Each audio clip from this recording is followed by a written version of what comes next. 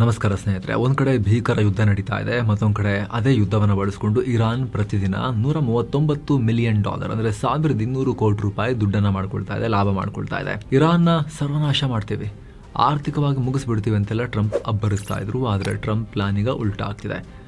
Bomb ಮಿಸೈಲ್ಗಳ ದಾಳಿ ನಡುವೆ ಕೂಡ ಇರಾನ್ ಶತ್ರುಗಳ ಕುತ್ತಿಗೆ ಹಿಸುಕಿ ನಡು ಸಮುದ್ರದಲ್ಲಿ ತನ್ನ ಜೇಬನ್ನು ತುಂಬಿಸ್ಕೊಳ್ತಾ ಇದೆ. ಹಾಗಿದ್ರೆ ಯುದ್ಧದ ಟೆನ್ಷನ್ ನಡುವೆನೂ ಇರಾನ್ ಮಾಡ್ತಿರೋ ಈ $1 ಬಿಲಿಯನ್ ಲಾಭದ ಲೆಕ್ಕಾಚಾರ ಏನು? ಇರಾನ್ ಹೇಗೆಲ್ಲ ಹಣವನ್ನು ಕಮಾಯಿಸ್ತಾ ಇದೆ? ಅರಬ್ ಕಾಂಪಿಟೇಟರ್ಸ್ಗೆ ದಾರಿ ಬಂದ್ ಮಾಡಿ ಇರಾನ್ ತಾನು ಮಾತ್ರ ಹೇಗೆ ಸೇಫ್ ಆಗಿ ಆಯಿಲ್ ರಫ್ತು ಮಾಡ್ತಾ ಇದೆ?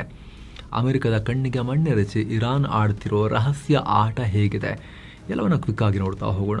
ನೀವು ನೋಡ್ತಾ ಇದ್ದೀರಾ ಮಸ್ತ್ ಮಗ ಚಾನಲ್. ನಾನು ಅಮರ್ ಪ್ರಸಾದ್. ಶತ್ರುಗಳಿಗೆ ಇರಾನ್ ಶಾಕ್, ದಿನಕ್ಕೆ $1,100 ಕೋಟಿ ಪ್ರಾಫಿಟ್. ಯುದ್ಧ ಶುರುವಾದಲ್ಲಿಂದ ತೈಲ ಬೆಲೆ ಸಿಕ್ಕಾಪಟ್ಟೆ ಏರ್ತಾ ಇದೆ. ಬ್ರೆಂಟ್ ಕ್ರೂಡ್ ಆಯಿಲ್ ಬೆಲೆ $114ರಿಂದ $116 ಆಸುಪಾಸಲ್ಲಿದೆ. ಇಡೀ ಪ್ರಪಂಚಕ್ಕೆ ಇದು ಆರ್ಥಿಕ ಹೊಡೆತ. ಆದರೆ ಇರಾನ್ಗೆ ಮಾತ್ರ ಪಕ್ಕಾ ಅಪಾರ್ಚುನಿಟಿ. ಇಷ್ಟೆಲ್ಲ ಅನಾಹುತಗಳ ನಡುವೆ ಕೂಡ ದೇಶ ಪುಡಿ ಪುಡಿ ಆಗ್ತಿದ್ರು ಕೂಡ ದುಡ್ಡಂತೂ ಹರಿತಾ ಇದೆ ಇರಾನ್ಗೆ. ಬ್ಲೂಮ್ಬರ್ಗ್ ಟ್ಯಾಂಕರ್ ಟ್ರ್ಯಾಕಿಂಗ್ ಡೇಟಾ ಹಾಗೂ ಎಕನಾಮಿಕ್ ಟೈಮ್ಸ್ ರಿಪೋರ್ಟ್ ಪ್ರಕಾರ ಇರಾನ್ ಈ ಮಾರ್ಚ್ ತಿಂಗಳಲ್ಲಿ ಕೇವಲ ಕಚ್ಚಾ ತೈಲ ಮಾರಾಟದಿಂದಲೇ ಪ್ರತಿದಿನ ಬರೋಬ್ಬರಿ $139 ಮಿಲಿಯನ್ ಸಂಪಾದಿಸ್ತಾ ಇದೆ. ನಮ್ಮ ಕರೆನ್ಸಿಯಲ್ಲಿ $1,228 ಕೋಟಿ. ಇದನ್ನ ಯುದ್ಧಕ್ಕೂ ಮುಂಚೆ ಕಂಪೇರ್ ಮಾಡೋದಾದ್ರೆ ಫೆಬ್ರವರಿಯಲ್ಲಿ ಇವರ ದಿನದ ಆದಾಯ $115 ಮಿಲಿಯನ್. ಅಂದ್ರೆ ಯುದ್ಧ ಶುರುವಾದ ಮೇಲೆ ಇವರ ಆದಾಯ ದಿನಕ್ಕೆ ಬರೋಬ್ಬರಿ $24 ಮಿಲಿಯನ್ ಹೆಚ್ಚಾಗಿದೆ. ಒಂದೇ ತಿಂಗಳಲ್ಲಿ ಪ್ರಾಫಿಟ್ 20% ಹೆಚ್ಚು ಜಂಪ್ ಆಗಿದೆ. ಅಷ್ಟಕ್ಕೂ ಇದು ಸಾಧ್ಯ ಆಗಿದೆ ಹೇಗೆ? ಇಲ್ಲೇ ಇರೋದು ಇರಾನ್ ಆಡಿದ ಡಿಸ್ಕೌಂಟ್ ಟ್ರ್ಯಾಪ್ ಅನ್ನೋ ಗೇಮ್. ಯುದ್ಧಕ್ಕೂ ಮೊದಲು ಇರಾನ್ ತನ್ನ ಇರಾನಿಯನ್ ಲೈಟ್ ಅನ್ನೋ ಕಚ್ಚಾ ತೈಲವನ್ನು ಜಾಗತಿಕ ಬೆಲೆಗಿಂತ ಬ್ಯಾರಲ್ಗೆ $10 ಡಿಸ್ಕೌಂಟ್ನಲ್ಲಿ ಚೀನಾ ಸೇರಿ ಕೆಲ ರಾಷ್ಟ್ರಗಳಿಗೆ ಮಾರುತ್ತಾ ಇದ್ರು. ಯಾಕಂದರೆ ಇರಾನ್ ಮೇಲೆ ಸ್ಯಾಂಕ್ಷನ್ಸ್ ಇತ್ತು, ತಗೊಂಡ್ರೆ ಅಮೆರಿಕ ಬಿಡ್ತಾ ಇರಲಿಲ್ಲ. ಆದರೆ ಈಗ ಹಾರ್ಮುಜ್ ಜಲಸಂಧಿ ಬ್ಲಾಕೇಡ್ನಿಂದಾಗಿ ಗ್ಲೋಬಲ್ ಮಾರ್ಕೆಟ್ನಲ್ಲಿ ಆಯಿಲ್ ಡಿಮ್ಯಾಂಡ್ ಹೆಚ್ಚಾಯ್ತಲ್ಲ, ಸೊ ಇರಾನ್ ತಾನು ಕೊಡ್ತಿದ್ದ $10 ಡಿಸ್ಕೌಂಟ್ನ ಬರೀ $2 ಇಳಿಸ್ಬಿಡ್ತು. 80% ಡಿಸ್ಕೌಂಟ್ನ ತೆಗೆದುಹಾಕ್ಬಿಡ್ತು. ಸೊ ಒಂದು ಕಡೆ ಬ್ಯಾರಲ್ ಆಯಿಲ್ ಬೆಲೆನೂ ಕೂಡ ಜಾಸ್ತಿ ಆಯಿತು, ಇನ್ನೊಂದು ಕಡೆ ಕಸ್ಟಮರ್ಗೆ ಕೊಡ್ತಾ ಇದ್ದ ಡಿಸ್ಕೌಂಟ್ ರೇಟ್ ಕೂಡ ಕಟ್ ಮಾಡ್ತು ಇರಾನ್. ಇದರಿಂದ ಇರಾನ್ಗೆ ಪ್ರತಿ ಬ್ಯಾರಲ್ ಮೇಲೆ $15 ಎಕ್ಸ್ಟ್ರಾ ಲಾಭ ಬರೋಕ್ಕೆ ಶುರುವಾಯಿತು. ಹೀಗಾಗಿ ಮಾರ್ಚ್ ತಿಂಗಳಲ್ಲಿ ದಿನಕ್ಕೆ 1.6 ಮಿಲಿಯನ್ ಬ್ಯಾರಲ್ ಆಯಿಲ್ ರಫ್ತು ಮಾಡ್ತಿರೋ ಇರಾನ್ ಆರ್ಥಿಕವಾಗಿ ದುಡ್ಡಿಗೆ ಹೊಸ ದಾರಿಯನ್ನು ಹುಡ್ಕೊಂಡಿದೆ. ಇದರಿಂದ ಟ್ರಂಪ್ ಆರಂಭದಲ್ಲಿ ಹೇಳಿದ ಹಾಗೆ ಇರಾನ್ನ ಆರ್ಥಿಕ ಶಕ್ತಿ ಕಂಪ್ಲೀಟ್ ನಾಶ ಮಾಡೋಕ್ಕಾಗ್ತಿಲ್ಲ, ಅವರ ಪ್ರಾಫಿಟ್ ಇನ್ಕ್ರೀಸ್ ಆಗಿದೆ.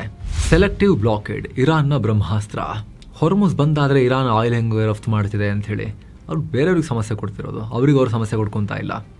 ಇಲ್ಲಿ ಸೆಲೆಕ್ಟಿವ್ ಕ್ಲೋಷರ್ ಅಂದರೆ ಆಯ್ದ ದಿಗ್ಬಂಧನ ಅನ್ನೋ ಗೇಮ್ ಆಡ್ತಿದ್ದಾರೆ. ಸಿಂಪಲ್ ಆಗಿ ಹೇಳಬೇಕು ಅಂದರೆ ನಾರ್ಮಲ್ ಆಗಿದ್ದಾಗ ಈ ಹಾರ್ಮುಜ್ ರೂಟ್ನಲ್ಲಿ ದಿನಕ್ಕೆ ಸುಮಾರು 138 ದೊಡ್ಡ ದೊಡ್ಡ ಆಯಿಲ್ ಟ್ಯಾಂಕರ್ಸ್ ಓಡಾಡ್ತಿದ್ವು. ಆದರೆ ಈಗ ವರದಿಗಳ ಪ್ರಕಾರ ದಿನಕ್ಕೆ ಬರ್ತಿರೋದು ಬರೀ 11 ಹಡಗುಗಳು ಮಾತ್ರ. ಟ್ರಾಫಿಕ್ 90 to 92% ಡ್ರಾಪ್ ಆಗಿದೆ. ಸದ್ಯಕ್ಕೆ ಇರಾನ್ ಹಾರ್ಮುಜ್ ಜಲಸಂಧಿ ಮೇಲೆ ಸ್ಟ್ರಾಂಗ್ ಕಂಟ್ರೋಲ್ ಇಟ್ಕೊಂಡಿದೆ. ಇಲ್ಲಿ IRGC ಇಷ್ಟ ಬಂದಂಗೆ ರೂಲ್ಸ್ ಅನ್ನು ಜಾರಿ ಮಾಡ್ತಿದ್ದಾರೆ. ಜಲಸಂಧಿಗೆ ಬರೋ ಪ್ರತಿಯೊಂದು ಹಡಗು ತನ್ನ ಓನರ್ ಯಾರು, ಸರಕು ಯಾವುದು, ಎಲ್ಲಿಗೆ ಹೋಗ್ತಿದೆ ಮತ್ತು ಹಡಗಿನಲ್ಲಿರೋ ಸಿಬ್ಬಂದಿ ಯಾರು ಅನ್ನೋ ಕಂಪ್ಲೀಟ್ ಡೀಟೇಲ್ ಅನ್ನ ಇರಾನ್ಗೆ ಕೊಡಲೇಬೇಕು. ಹಾಗೆ ಎಲ್ಲ ಹಡಗುಗಳು ತಮ್ಮ AIS automatic identification system tracking ಅನ್ನು ಆನ್ ಇಟ್ಟು ಇರಾನ್ ನೇವಿಗೆ ತಮ್ಮ ಲೊಕೇಶನ್ ರಿಪೋರ್ಟ್ ಮಾಡ್ಕೋಬೇಕು. ಎಲ್ಲ ಡೇಟಾ ಚೆಕ್ ಮಾಡಿದ್ಮೇಲೆ ಇರಾನ್ ಒಂದು ಟ್ರಾನ್ಸಿಟ್ ಕೋಡ್ ಕೊಡುತ್ತೆ. ಕೋಡ್ ಸಿಕ್ಕರೆ ಮಾತ್ರ ಹಡಗು ಮುಂದಕ್ಕೆ ಹೋಗಬೇಕು. ಜೊತೆಗೆ ಇರಾನ್ನ IRGC ಗಾರ್ಡ್ಗಳು ತಮ್ಮ ಫಾಸ್ಟ್ ಅಟ್ಯಾಕ್ ಬೋಟ್ಗಳಲ್ಲಿ ಇವರಿಗೆ ಎಸ್ಕಾರ್ಟ್ ಕೊಡ್ತಾರೆ. ಲಾರಕ್ ದ್ವೀಪದ ಹತ್ತಿರ ಇರೋ ಒಂದು ಸ್ಪೆಷಲ್ ರೂಟ್ನಲ್ಲಿ ಇವ್ರನ್ನ ಸೇಫ್ ಆಗಿ ಕರ್ಕೊಂಡು ಹೋಗಿ ಬಿಡ್ತಾರೆ. ಅಮೆರಿಕ, ಯುರೋಪ್ ಹಾಗೂ ಇಸ್ರೇಲ್ಗೆ ಲಿಂಕ್ ಇರೋ ಯಾವುದೇ ಹಡಗನ್ನ ಬರಕ್ ಬಿಡ್ತಾ ಇಲ್ಲ ಅವರು. ಉದಾಹರಣೆಗೆ ರೂಲ್ಸ್ ಫಾಲೋ ಮಾಡಿಲ್ಲ ಅಂತ ಹೇಳಿ ಚೀನಾಗೆ ಸೇರಿದ CSCL ಇಂಡಿಯನ್ ಓಷನ್ ಅನ್ನೋ ಹಡಗನ್ನೇ ಇರಾನ್ ವಾಪಸ್ ಕಳಿಸಿತ್ತು. ಆದರೆ ಇರಾನ್ಗೆ ಸೇರಿದ ಹಡಗುಗಳು, ತನಗೆ ಸಪೋರ್ಟ್ ಮಾಡೋ ದೇಶದ ಹಡಗುಗಳು, ವಾರ್ನಲ್ಲಿ ನ್ಯೂಟ್ರಲ್ ಆಗಿರೋ ರಾಷ್ಟ್ರದ ಹಡಗುಗಳು, ರೂಲ್ಸ್ಗೆ ಒಪ್ಪಿಕೊಂಡ ಚೀನಾದ ಹಡಗುಗಳು, ಭಾರತಕ್ಕೆ ಬರೋ ಕೆಲ ಹಡಗುಗಳಿಗೆ ಮೂವ್ಮೆಂಟ್ಗೆ ಅವಕಾಶ ಕೊಟ್ಟಿದ್ದಾರೆ ಇರಾನ್ ಅವರು. ಜೊತೆಗೆ ಹೆಚ್ಚಾಗಿ ತನ್ನ ತೈಲವನ್ನು ತುಂಬಿಟ್ಟು ಇರಾನ್ ಕಳಿಸ್ಬಿಟ್ಟು ದುಡ್ಡು ಮಾಡ್ಕೊಳ್ತಾ ಇದೆ. ಕಾಂಪಿಟೇಟರ್ಸ್ಗೆ ನಷ್ಟ, ಇರಾನ್ಗೆ ಲಾಭ. ಫೆಬ್ರವರಿ ತಿಂಗಳಲ್ಲಿ ಗಲ್ಫ್ ರಾಷ್ಟ್ರಗಳಿಂದ ದಿನಕ್ಕೆ ಬರೋಬ್ಬರಿ 25.13 ಮಿಲಿಯನ್ ಬ್ಯಾರಲ್ ಆಯಿಲ್ ಎಕ್ಸ್ಪೋರ್ಟ್ ಆಗ್ತಾ ಇತ್ತು.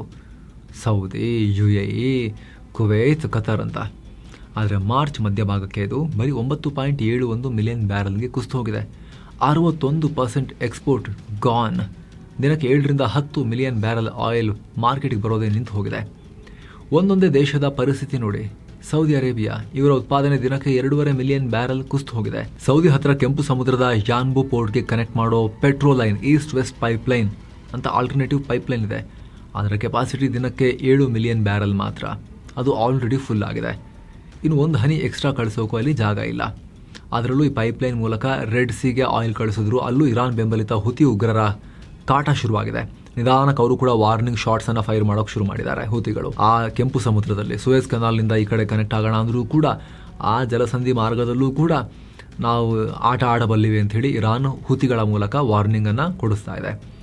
ಇನ್ನು UAE ಕತೆ ನೋಡಿ, ಇವರ ಎಕ್ಸ್ಪೋರ್ಟ್ 50%ಗಿಂತ ಹೆಚ್ಚು ಬಿದ್ದು ಹೋಗಿದೆ. ಇವರ ಹತ್ರ ಗಲ್ಫ್ ಆಫ್ ಒಮಾನ್ ಅನ್ನ ಫುಜೈರಾ ಪೋರ್ಟ್ಗೆ ಕನೆಕ್ಟ್ ಮಾಡೋ ಹಬ್ಷನ್ ಫುಜೈರಾ ಅನ್ನೋ ಪೈಪ್ ಲೈನ್ ಇದೆ. ಇದರ ಕೆಪಾಸಿಟಿ ದಿನಕ್ಕೆ 1.5 ಮಿಲಿಯನ್ ಬ್ಯಾರಲ್ ಮಾತ್ರ.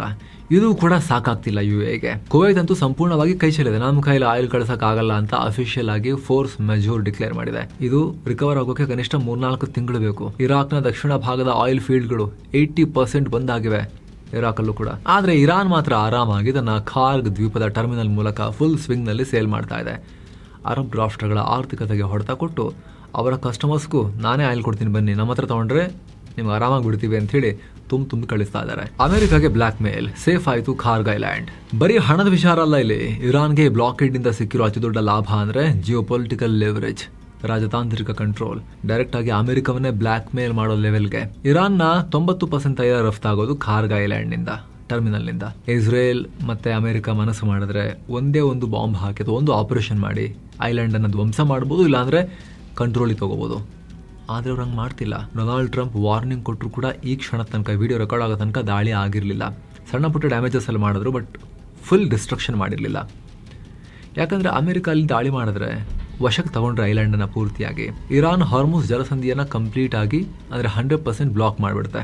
ರಿಪೋರ್ಟ್ ಪ್ರಕಾರ ಖಾರ್ಗ್ ಐಲ್ಯಾಂಡ್ ಮೇಲೆ ದೊಡ್ಡ ಅಟ್ಯಾಕ್ ಆದರೆ ಬ್ರೆಂಟ್ ಕ್ರೂಡ್ ಬೆಲೆ ರಾತ್ರಿ $150ರಿಂದ $200 ಜಂಪ್ ಆಗುತ್ತೆ.